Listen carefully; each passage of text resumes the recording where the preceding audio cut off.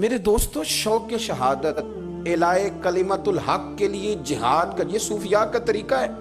پڑھ لیں محمود غزنوی کو آپ، اور جائے میں بڑا کھلا یہ اعلان کر دینے لگا ہوں، جون سی مرضی کتاب پڑھ لیں۔ محمود غزنوی آپ کو خود بول کے بتائیں گے کہ میں نے ہندوستان فتح کیا ہے، پر اس کی وجہ یہ ہے کہ میں سلسلہ نقشبندیہ کے پیر حضرت ابو الحسن خرقانی کے پاس بیٹھا کرتا ہوں، اس لیے فتح کر دی۔ پڑھ لیں آپ جتنا دل کرے، صلاح الدین ایوبی کو پڑھیں، بڑی ذمہ داری سے کہہ رہا ہوں۔ صلاح الدین ایوبی کہتے ہیں میرے ابا جی میرے والد گرامی امام الاولیاء سرتاج الاولیاء غوث پاک جیلانی کے مرید تھے، اور کہتے ہیں میری 10 سال عمر تھی جب میرا ابا مجھے غوث پاک کی بارگاہ میں لے کے گیا تھا، اور نے کہا میرے پتر کے لیے دعا کرے، تو آپ نے فرمایا رب تیرے بیٹے سے دین کا بڑا ہی کام لے گا۔ آپ کیا بات کرتے ہیں صاحب، آپ کہتے ہیں ہم نے جہاد کیا، آپ نے جہاد نہیں کیا، آپ نے کھالیں جمع کی۔ آپ صوفیاء پہ اعتراض کرنے آئے ہیں، آپ نے کب جہاد کیا ہے؟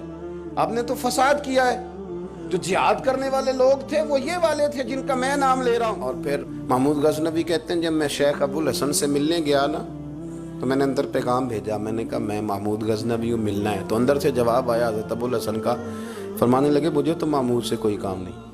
تو کہتے ہیں میں نے پھر پیغام بھیجا، پڑھے لکھے آدمی تھے، میں نے کہا جناب آپ کہتے ہیں میں نے ملنا ہی، تو اللہ کہتا ہے یا ایھا الذین آمنوا اطیعوا اللہ واطیعوا الرسول واولی الامر منکم، اللہ کی بھی اطاعت کرو، اللہ کے رسول کی بھی اطاعت کرو، اور تم میں سے جو صاحب امر ہیں ان کی بھی اطاعت کرو۔ تو میں صاحب امر ہوں، تو آپ مجھ سے ملنے سے انکار کر رہے ہیں؟ تو حضرت ابو الحسن نے اندر سے پیغام بھیجا، کہا اسے جا کے کہو ابھی تو میری اطیع اللہ اور اطیع رسول ہی پوری نہیں ہوئی، یہ پوری ہو جائے گی تو پھر اولی الامر کا بھی سوچ لوں گا، اسے کہو۔ محمود کہتا ہے میں نے نا انداز بدلا، اور میں نے اپنے کپڑے ایاز کو پہنا دیے اپنے غلام کو، اور ایاز کے کپڑے خود پہن لیے، اور 10 بیویاں تھیں میرے پاس کنیز، اور جب میں اندر داخل ہوا تو بابا جی نے کوئی استقبال نہیں کیا، تو بیٹھ گئے۔ اب ایاز کو میں نے بادشاہوں والے کپڑے پہنائے تھے، وہ آگے بیٹھا تھا، تو وہ حضرت ابو الحسن خرقانی سے سوال کرنے لگا، کہنے لگا جی آپ سجادہ نشین ہیں جناب بایزید بسطامی کی، ان کی کوئی بات تو سنائیں۔ تو فرماتے ہیں سوال ایاز نے کیا تھا، تو حضرت ابو الحسن جواب دینے لگے تو منہ میری طرف کر لیا،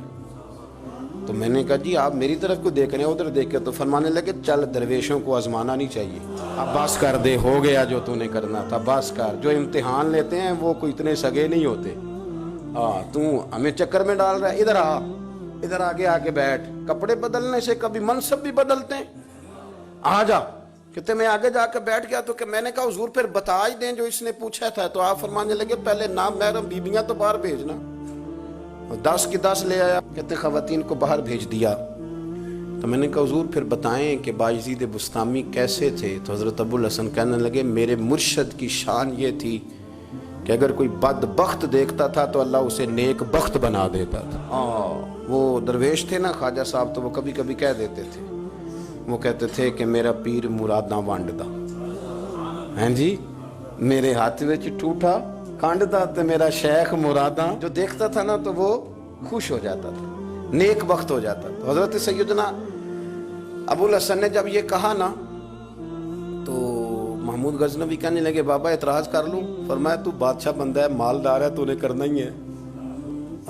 جب بندے کے پاس دولت ہو، علم ہو، پیسے ہو، تو اعتراض ہی اعتراض رہ جاتے ہیں، پیچھے تو بچتی کوئی شے نہیں، تو کر، تو نے کرنا ہی ہے، پتہ ہے مجھے کار۔ کہنے لگا حضرت جی بایزید بسطامی کو بدبخت دیکھے تو نیک بخت ہو جائے، تو ابو جہل اور ابو لہب نے تو کئی دفعہ نبی پاک کو دیکھا، وہ تو نہیں نیک بخت ہوئے۔ تو حضرت ابو الحسن تڑپ اٹھے، فرمانے لگے سن پھر، تو نے تو میرے تار ہی چھیڑ دیے، مجھے اللہ کی قسم انہوں نے ایک دفعہ بھی محمد رسول اللہ کو نہیں دیکھا۔ محمد رسول اللہ کو تو ابو بکر صدیق نے دیکھا ہے، انہیں تو عمر فاروق نے دیکھا ہے، انہیں تو سعد بن ابی وقاص نے دیکھا ہے، انہیں تو شیر خدا مولا مرتضیٰ نے دیکھا ہے۔ ابو جہل اور ابو لہب نے کب دیکھا؟ کہنے لگا جی نہیں دیکھا۔ فرمانے لگی انہوں نے تو جب بھی دیکھا عبداللہ کا یتیم بیٹا محمد دیکھا۔ بڑے عالم تھے، لوگ دور دور سے ان سے استفادہ کرتے تھے۔ اس مسجد کی کمیٹی ایک شخص نے ایک دفعہ ان سے پوچھ لیا کہ حضرت جی دور دور سے لوگ آپ سے فیض لیتے ہیں تو ہمارے بچے نہیں لے سکے؟ تو سمجھدار آدمی تھے، انہوں نے سمجھداروں والا جواب دیا۔ وہ کہنے لگے جو دور سے آتے ہیں وہ کہتے ہیں قبلہ حضرت صاحب سے ملنے جا رہے ہیں، اور آپ نے اپنے بچوں کو بتایا کہ ہم نے مولوی صاحب رکھے ہوئے ہیں جن کو 20,000 تنخواہ دیتے ہیں۔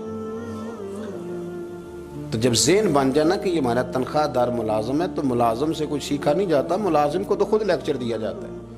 ذہن نہیں بنتا فیض لینے کا، یہاں چیزیں اڑ جاتی ہیں، اس لیے کچھ ہے ملتی، سمجھ لیں اس بات کو۔ حضرت سیدنا باجید بستامی کی جب یہ تعریف سنائی تو محمود غزنوی کہتے ہیں میں جانے لگا تو میں نے کہا بابا کوئی تحفہ دو. انہوں نے مجھے کرتا دیا. فرمایا جب زیادہ الجھ جاؤ تو میرے کرتے کے وسیلے سے دعا مانگنا. کرتے کا بھی وسیلہ ہوتا ہے؟ ہوتا ہے جی، ہوتا ہے جی. صحیح بخاری میں ہے نبی پاک صلی اللہ علیہ وسلم کا کرتا حضرت ام سلمہ کے پاس تھا، جبہ. تو جس بندے کو کہیں سے آرام نہیں نہ آتا تھا حضرت ام سلمہ کے پاس لاتے تھے تو آپ فرماتے ہیں کہ کنارہ پکڑ کے نا جبے کا میں پانی میں بھگو کے پلا دیتی تھی، رب شفا دے دیتا تھا، رب شفا دے دیتا تھا. بڑے دلائل ہیں پر عنوان نہیں. یہ کہتے ہیں جب سومناتھ کے مندر فتح کر رہا تھا تو کامیابی نہیں ہوتی تھی. میں نے دعا مانگی اللہ جبے کی برکت سے فتح دے دے. کہتے دعا مانگی تو رب نے فتح دے دی. رات کو حضرت ابو الحسن خرقانی خواب میں ملے تو فرمایا کیا ریٹ لگایا بھائی تو نے میرے جبے کا؟ پنجابی نہ بول لیں تھوڑی سی. کہنے لگے کی مول پایا ہی بھائی، یہ لفظ زیادہ مناسب نہیں. تو کی مول پایا بھائی ساڑھے جبے دا، کیا کیا تو نے قیمت لگائی؟ تو آپ فرماتے ہیں حضور کیا مطلب؟ آپ فرمانے لگے اس کو تو پہن کے میں نے بڑا قرآن پڑھا تھا، میں نے تو کروڑوں بار اس جبے کو پہن کے مصطفیٰ پہ درود پڑھا تھا، سینکڑوں لوگوں کو حدیث پڑھائی تھی، تو اس کی برکت ہی نہیں سمجھا؟ کاش تو میرا جبہ رکھ کے دعا کرتا کہ یا اللہ ان ہندوؤں کو کلمے کی توفیق دے دے، رب سب کو مسلمان بنا دے.